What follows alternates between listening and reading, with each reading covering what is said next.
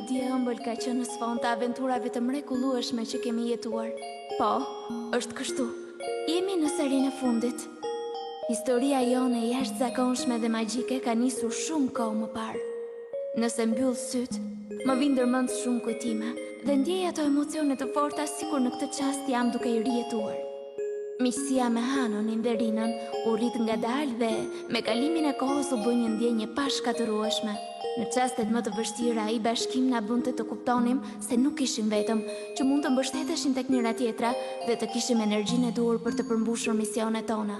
Sa shumë takime kemi bërë. Sa njerëz kemi njohur. Ndjenjat që janë ndërtuar me emocionet e forta që kemi përjetuar do të jenë përgjithmonë brenda meje. Në ditët e trishtuara, do të mund të hap një nga sirtarët e kujtesës dhe do të rigjej qetësinë që të gjithë miqtë e mi si Kajto më kanë dhënë. Të kujtohet Kajto?